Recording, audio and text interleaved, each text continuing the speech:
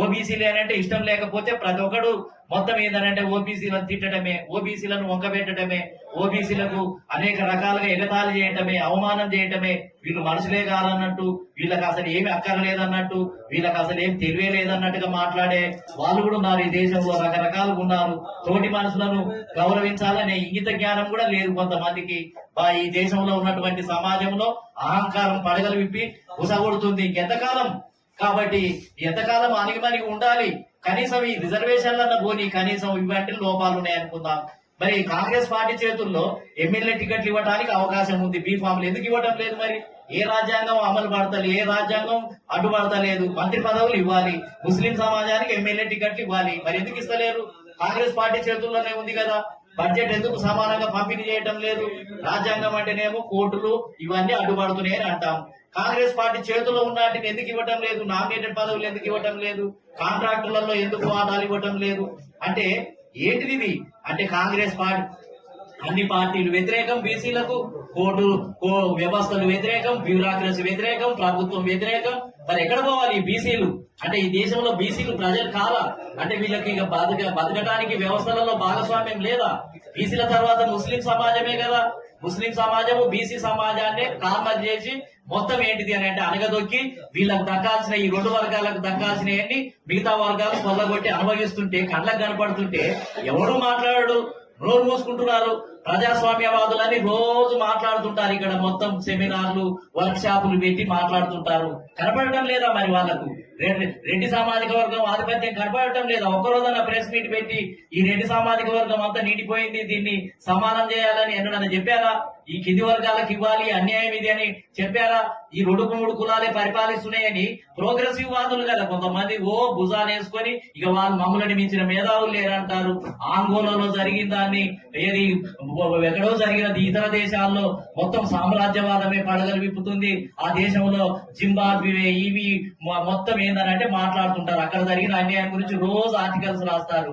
ఈడ జరిగిన అవమానాన్ని, ఇక్కడ జరిగిన అన్యాయం గురించి ఒక్కడన్నా మాట్లాడు, ఒక ఆర్టికల్ రాయరు. అంటే ఏంటి ఇది పక్షపాతం? ఈ వివక్షత ఎందుకు కొనసాగుతుంది? కాబట్టి ఏంటిది అని అంటే ఖచ్చితంగా గత్యంతరం లేని పరిస్థితుల్లోనే మేమేంటిది అని అంటే ఈ బంద్కు పిలిపివ్వాల్సినటువంటి పరిస్థితి ఉత్పన్నమైంది. కాబట్టి ఖచ్చితంగా ఈ దేశంలో అందరికీ సమానత్వం, ఈ అన్ని వర్గాలకు అన్ని కులాలకు సమానత్వం లభించాల్సినటువంటి అవసరం ఉంది. కాబట్టి ఈ రోజు తాడో పేడో తేల్చుకొని ఈ రోజు మరి ఈ ఏదైతే మరి ఖచ్చితంగా ఈ 18వ తేదీన జరగబోయే బంద్కు అన్ని వర్గాలు మరి దీనికి సహకరించాలి అని చెప్పి తెలియజేస్తూ మరి 18న జరగబోయే బంద్లో మరి ప్రజలంతా కూడా ముఖ్యంగా మరి ఇక్కడ ఉన్నటువంటి సీనియర్ వీళ్ళంతా కూడా ఎన్నో సంవత్సరాల నుంచి ఉద్యమాలు చేసి మంచి అవగాహన ఉన్నటువంటి మరి నాయకులు ఇక్కడ పార్టీలు ఉన్నాయి.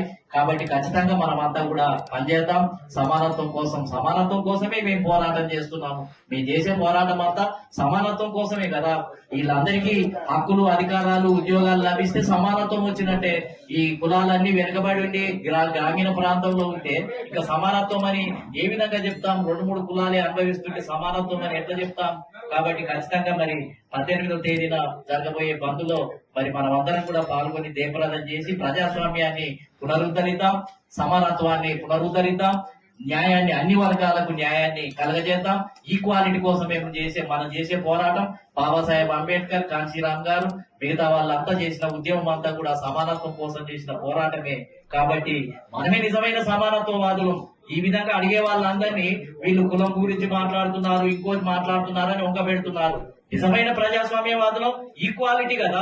మీ కులానికి మీ జనాభా ప్రకారం 10 సీట్లు తీసుకోండి, మా ముస్లిం సమాజానికి 14% ఇవ్వండి, మా బీసీ సమాజానికి 50% ఇవ్వమని అడిగితే ఇది సమానత్వం కాకపోతే ఇతరుల మీద పెత్తనం చేసే విధంగా కనపడుతుందా? కాబట్టి రిజర్వేషన్లు ఉండటం వల్లనే కదా ఇవాళ ఎస్సీ ఎస్టీలకు ఎమ్మెల్యేలు ఉన్నాయి.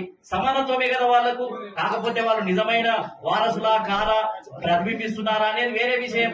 కానీ వాళ్ళకైతే సమానత్వమే కదా. కాబట్టి ఇవన్నీ దృష్టిలో పెట్టుకున్నప్పుడు ఇవాళ ఈ దేశంలో అగ్రకుల ఆధిపత్యాన్ని లిబరేట్ చేయాల్సినటువంటి అవసరం ఉంది. భవిష్యత్తులో కూడా ఇది కేవలం ఈ బంధు వరకే పరిమితం కాదు. భవిష్యత్తులో ఈ దేశంలో కొన్ని వర్గాల యొక్క పరిపాలన కొనసాగుతుంది. కాబట్టి పర్మనెంట్ గానే ఒక మూమెంట్ ని తీసుకురావాల్సినటువంటి అవసరం ఉంది అని చెప్పి తెలియజేస్తూ మరి మీరు దీనికి బంధుకు మద్దతు ఇచ్చినందుకు ఒక్కొక్క పార్టీకి పేరు పేరున ధన్యవాదాలు తెలియజేస్తూ మనం అందరం కూడా 18వ తేదీన భాగస్వామ్యం అవుతాం. మళ్ళీ ఇప్పుడు సుప్రీంకోర్టు కూడా స్టే ఇచ్చింది. ఇక ఇది రాజ్యాంగ సవరణకే పోరాటం జరగాలి. ఇప్పుడు రాజ్యాంగంలో ఆర్టికల్ 15 క్లాస్ 7 అనేది కొత్తగా పెట్టాలి. ఇప్పుడు బీసీలకు ఏమని బీసీల జనాభా ప్రకారం అందులో ఏది వచ్చినా ఇవ్వాలనేది పెట్టాలి. ఇప్పుడు ఆర్టికల్ 16 క్లాస్ 7 అనేది పెట్టాలి. మన బీసీలకు విద్యా ఉద్యోగ రంగాల్లో కూడా జనాభా ప్రకారం ఇవ్వాలి. స్థానిక సంస్థలలో కూడా జనాభా, ఇక ఎమ్మెల్యే అసెంబ్లీలలో కూడా రాజకీయ రిజర్వేషన్ లో కూడా జనాభా ప్రకారమే అని ఇక అదొక కొత్త ఆర్టికల్ చేర్చాలి. ఇప్పుడు ఈ 3 ఆర్టికల్స్ కోసం పర్మనెంట్ ఉద్యమం జరుగుతుంది. రాహుల్ గాంధీ మెడలోంచాలి, మోడీ మెడలోంచాలి, బీజేపీ ఈ రెండు, ఇది ప్రతిపక్షము ఇది పాలక పక్షం, ఈ రెండింటిని మెడలోంచితే కేంద్రంలో కనుక గట్టి ఉద్యమం తీసుకొస్తే రాజ్యాంగ సవరణ జరిగితే దీనికి పరిష్కారం ఉంటుంది. ఈ సాకులతోటి చిన్న చిన్న వాటితోటి ఇక అయ్యేది కాదు అని చెప్పి తెలియజేస్తూ మరి భవిష్యత్ ఉద్యమానికి సిద్ధమవుదాము అని చెప్పి తెలియజేస్తూ సెలవు తీసుకుంటాం. అదే విధంగా మహిళలకు రిజర్వేషన్ ఉంది. ఏది బ్రిటిష్ పీరియడ్ లోనండి, నిజంగా గొప్ప విషయము. స్వాతంత్రం వచ్చిన తర్వాత కాంగ్రెస్ పార్టీ రాజ్యాంగ సభ ఏర్పాటు చేస్తే ముస్లింల రిజర్వేషన్లు తీసేశారు, ఓబీసీల రిజర్వేషన్లు తీసేశారు, క్రిస్టియన్లై తీసేశారు, సిక్కులై తీసేశారు, మహిళలై కూడా తీసేశారు. పాపం ఈ దేశంలో ఉన్న మహిళలకు రిజర్వేషన్లు ఉంటే తీశారు. కొత్త రాజ్యాంగం 50 తర్వాత కొత్త రాజ్యాంగంలో చూస్తే ఇవన్నీ మాయం. అంటే ఏంది, ఇవంతా డెమోక్రసీ లేదు, ఈక్వాలిటీ లేదు. ఇక ఓపెన్ గా కొట్లాడాలి. ఏం చేయాలి ఇప్పుడు? బలమైన వర్గాలతోటి, రెడ్డి సామాజిక వర్గాలతోటి, వెల్మ సామాజిక వర్గాలతోటి ఇక మేము పోటీ పడాలన్నమాట. వాళ్ళతో పోటీ పడితే, పోటీ చేస్తే మా వాళ్ళు ఎవరు గెలుస్తున్నారు? పోటీలో, జనరల్ పోటీలో అంత రెడ్డి సామాజిక వర్గం, వెలమ సామాజిక వర్గం, అగ్రకులాలే గెలుస్తున్నారు. మేము పోటీలో గెలవలేకపోతున్నాం. అందుకనే కదా రిజర్వేషన్లు ఇచ్చింది బ్రిటిష్ వాడు. బాబాసాహెబ్ అంబేద్కర్ బ్రిటిష్ వాళ్ళ ద్వారానే కదా సాధించింది. ఉన్న వాటిని కాంగ్రెస్ పార్టీ తీసేసిండు, మోసం చేసిండు. తర్వాత అది బీజేపీ కంటిన్యూ చేస్తూ ఉంది. కాబట్టి అన్ని వర్గాలే, అంటే కోర్టులో పెట్టిన ఆర్టికల్స్ ఉన్నా గానీ వాటిని తీసివేస్తారు, వాటిని అప్లై చేయరు, వాటిని అమలు చేయరు. అగ్రకులాలకైతేనేమో రాత్రికే ఈడబ్ల్యూస్ తీసుకొచ్చి కడుపు నిండిన వాళ్ళకే మళ్ళీ రిజర్వేషన్లు. ఏంటిది, ఇది ఏం జరుగుతుంది భారతదేశంలో? అంటే ఇది అడిగేటోడు లేడనే, మూగజీవాలనే, అంటే నోరు లేదు, అడగలేని వాళ్ళు ఉంటే వీళ్ళ సీట్లన్నీ దోసుకొని తింటారా? ఇతర వర్గాలే కొల్లగొట్టుకొని అనుభవిస్తారా? కోర్టులు దీన్ని ఎందుకు పరిశీలించడం లేదు? జనాభా లెక్కలు లేవని ఒకసారి అడుగుతారు, ఎంపెరికల్ డేటా లేదని ఒకసారి అడుగుతారు, ఇది పాత లెక్కలని అంటారు. ఇక వాళ్ళకి తోచిందే విధము వాళ్ళు వడ్డించేటోడు మనోడు కాకపోతే ఇక ఎన్ని సాకులైనా చెప్తాడు, ఇష్టం లేకపోతే ఎన్ని సాకులైనా చెప్తారు. మనకు ఒక వ్యక్తి ఇష్టం లేదంటే ఇక ఆయన మీద అనేక రకాల ముద్రలు